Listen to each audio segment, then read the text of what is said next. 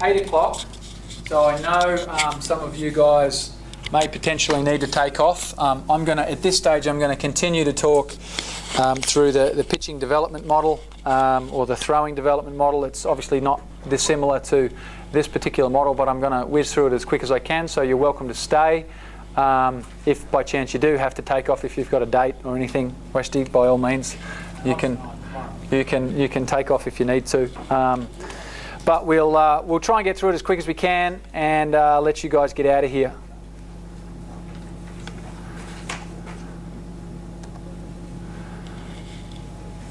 Oops, what have we got there?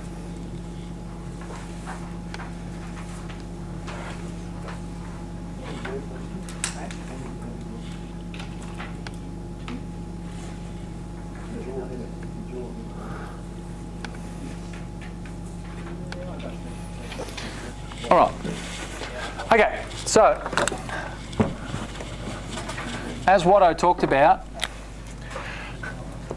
the throwing philosophy is pretty much the same as the hitting philosophy.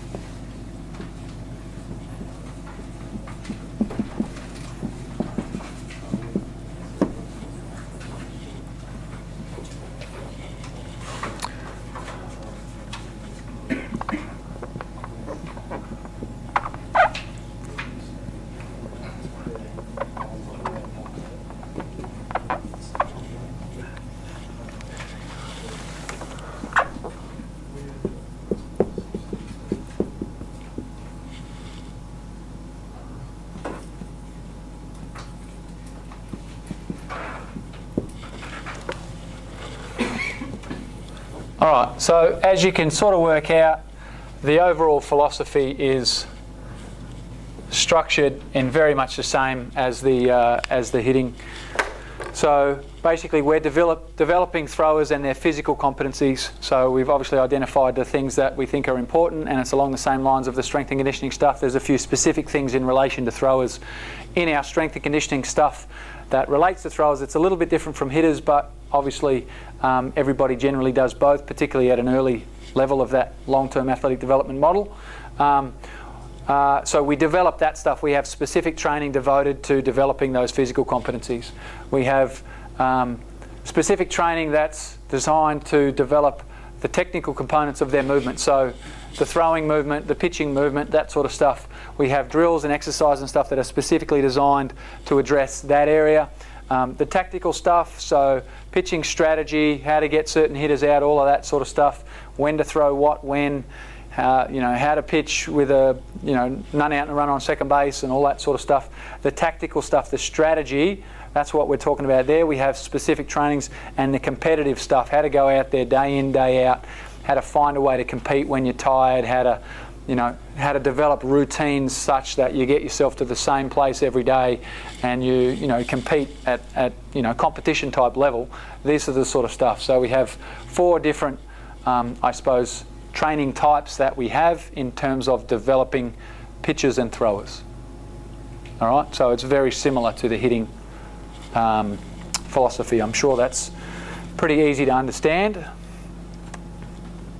So our diagram is on the board. It's, again, across the whole group, we take a largely outcome-based approach. So where possible, we don't get too specific with explicit instructions and all those things. We only use that sort of stuff if and when we absolutely have to. We develop the throwing movement as a priority over developing the pitcher. That's not to say that we don't start people doing pitching practice from very early on. Most definitely they have to. But we develop athletes as throwers first before we develop them as pitchers. So you develop their throwing movement. And I'll I guess sort of explain how some of this stuff evolved. There was lots of discussion at the MLB Academy over a number of years about pitchers who have been sort of pitching for a large part of their life and have been specialised as pitchers, all that sort of stuff. But their actions were still kind of funky and kind of herky-jerky and a little bit disjointed and all that sort of stuff. Yet You can take a shortstop who's had no pitching training in their life, you can throw them straight up on the mound, and their movements are as good as any pitcher that you've got. And they're perfect, just like that. And we're scratching our head going, how is this the case when this pitcher has been training to be a pitcher for a good part of their, the last probably 4 years in terms of their development program? How is it that a shortstop who's never trained as a pitcher has better movements on the mound than the pitcher does? How is that possible? So this is where the conversation started, and we then sort of started looking at, well, how are we developing pitchers and what are we doing about that? And we were still talking about take your elbow here and do this with your hand, and we had a good understanding of the movement that we were trying to create, but the process in which we took to try and achieve that was pretty faulty. Again, it was a very explicit approach. Again, take your leg here, put your elbow here, do this, blah, blah, blah, and we couldn't work out why their movements weren't smooth. But you think about what a shortstop does. How does a shortstop train? Do we go to shortstop and say, when you take a ball at shortstop, you've got to plant on this right leg, you've got to take your elbow here, you get your front arm here like this, and then you throw? No, we don't, do we? We hit them a bunch of ground balls, they field routine ground balls, and they throw to first base and follow their throw. Take some on their left and we throw on the run and we do this. We take some on the backhand where we plant, come back through. We take balls in the outfield in a cut-off situation where we come this way and we throw back behind us. We do a whole bunch of movement-based drills that improve our coordination and increase our efficiency of movement. That's how we develop as a shortstop, right?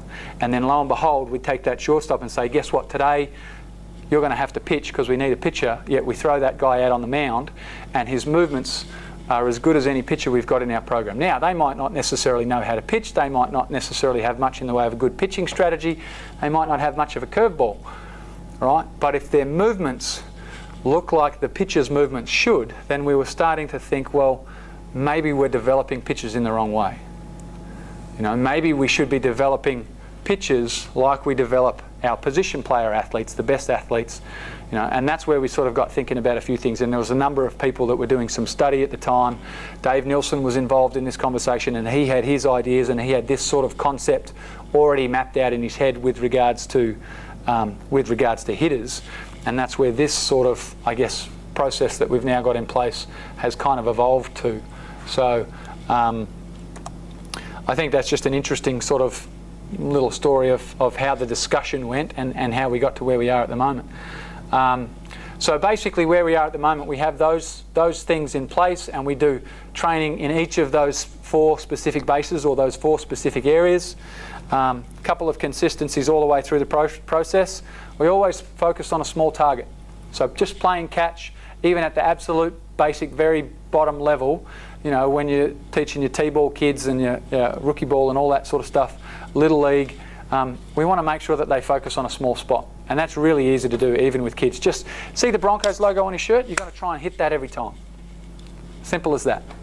Every time we throw the baseball, we try and throw at a small target. You keep your eyes locked in on that spot and your head still and do that. And so why is it so important to keep our eyes focused on it even after the ball's left your hand? Anyone have any idea? The ball will follow where you're looking. What's that? The ball will follow where you're looking. Yeah, if your head is still and can stay focused enough to stay on that even through your follow-through, if your head is watching that, if your eyes are watching that, then your body will be under control, won't it? If you're trying to throw as hard as you possibly can and the head's over here, you can't maintain gaze on your focal point, then it's going to change your movement.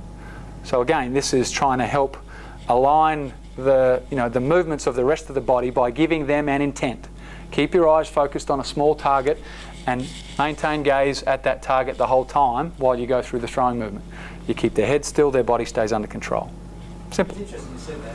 There was a team over in Taiwan, just a little league team, and the drill that they had, they just put the cap on their head. Literally got the cap and just stuck it on their head. No, and they had to throw and keep the hat still on their head. Yeah. Same deal. The intent was keep the hat on your head. Yep, perfect. Keeps your body under control. If your head's under control, your body will follow.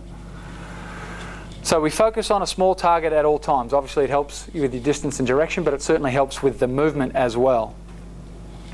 Progressive throwing programs. So does everyone know what a progressive throwing program is? We've got a variety of progressive throwing programs that we use with the QBA program. We've got a bunch we've already got that we use for various things. We have throwing programs that are based on the number of throws, so a set number of throws at each distance before they move back.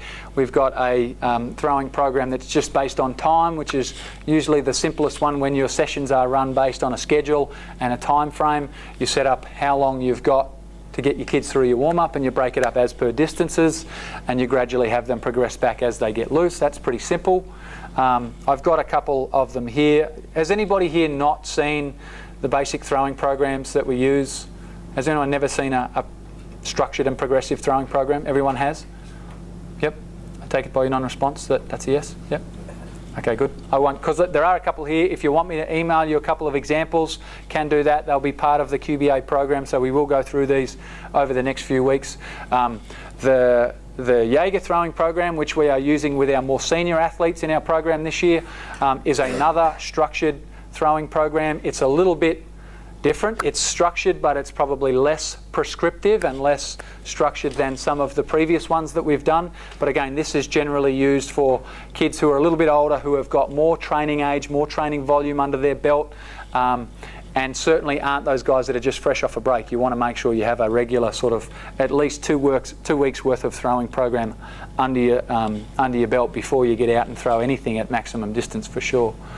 All right, so progressive throwing program. So again, we talked about when Shane was talking about throwers last week, immature throwers, when they throw with the baseball, they look very uncoordinated and stiff and funky.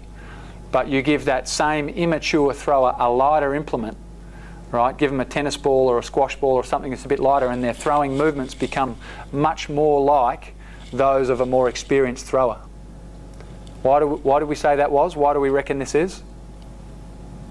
Just weight, they're not strong enough to throw a baseball. Yeah, because they're not strong enough. They have physical limitations that prevent them from being able to take the movement in the way that you want. So it doesn't matter how much you explain it to them, doesn't matter how good your demonstrations are, they're probably not in a position to do that because they have a physical limitation. Make sense? All right, so there are certain guys that, at a certain level, it doesn't matter how much time you spend talking about the technique, they're not physically capable of doing it. So again, you don't necessarily need to, but how can you have them develop? How can you have them improve? Anyone? Yeah, have them throw. So even though their throwing movements aren't exactly perfect and all that sort of stuff, you start them at a very low level, and slowly over time you progress the number of days a week that they throw, the number of throws that they make per session, and the distance of throws that they make. Again, the progressions need to be appropriate. They need to be slow and gradual, but over time you need to increase the challenge or the stimulus that you provide for them, and they will develop through the repetition.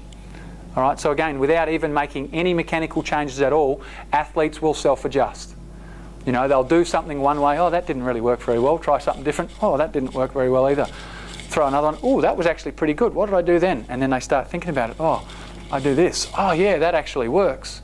When I follow through and I bend over a bit more, it allows me to do it. So naturally, athletes self-adjust. The best athletes go through that process faster. They identify these things a little quicker and they make changes more quickly on their own. You guys as coaches, the best coaches, can identify the guys that are struggling potentially to make some of those adjustments and help lead them in that direction, but you don't necessarily need to go in there straight away and just go diving for a mechanical change. All right. Again, if you think at the constraints theory that we talked about before, it could be related to a physical issue, it could be the environment, or it could be the intent. If you can't change the physical stuff in the short term, you're just going to have to deal with it. You change your intent and see how you go. See if you can manipulate, find a few different drills that give them something that works better.